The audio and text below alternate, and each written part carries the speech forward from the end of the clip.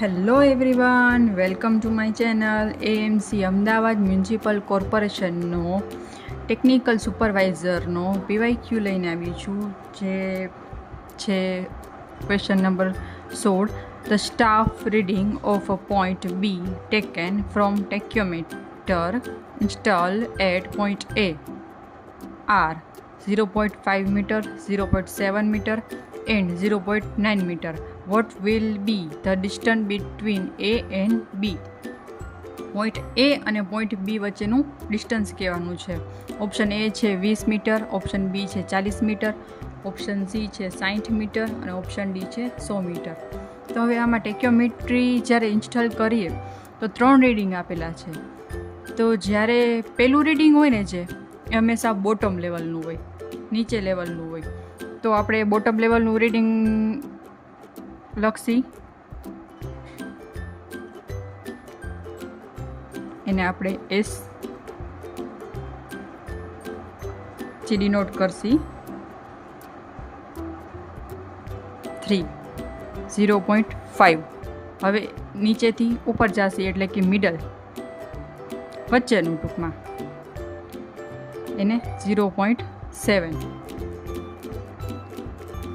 અને અપરનું એટલે કે ટોપનું છેલ્લું રીડિંગ છે એ ટોપ લેવલ થશે, અથવા તો તમે આમે લઈ શકો છો. સૌથી પહેલાં ઉપરનું, પછી વચ્ચેનું, પછી બોટમનું, જેમ કે S1, S2, S3. તો S3 આપણો 0.5 થશે. પહેલું છે એ છેલ્લું થઈ જશે, વચ્ચેનું એ વચ્ચેનું રહે, છેલ્લું છે એ પહેલું થઈ જશે, એટલે કે ટોપમાં આવી જશે. તો આપણે એસ કાઢવાનું છે. તો S is equal to S3 S1 minus S3. તો 0.9 માઇનસ 0.5. તો આપણે અહીંયા માઇનસ કરશી તો જવાબ આવશે 0.4. આ આપણે શું મળ્યું? એસ મળ્યું. હવે આમાં આપણે ડિસ્ટન્સ માટેનું ફોર્મ્યુલા છે, જે શું છે? D is equal to KS plus C. Distance D is equal to KS plus C. K છે એ કોન્સ્ટન્ટ છે, જેને 100 લેવામાં આવે છે કમ્પલસરી.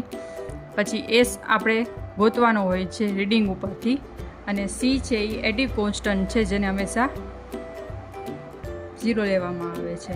તો K એટલે 100 લઈ છીએ આપણે, S આપણે ગોતવાનો છે રીડિંગ ઉપરથી, અને C છે હંમેશા 0 લેવામાં આવે છે. તો આ ફોર્મ્યુલામાં આપણી આ કિંમત મૂકતા કંઈક આપણે 40 મીટર જેવો જવાબ મળે છે. તો સાચો ઓપ્શન આવશે option B. Thank you so much for watching this video.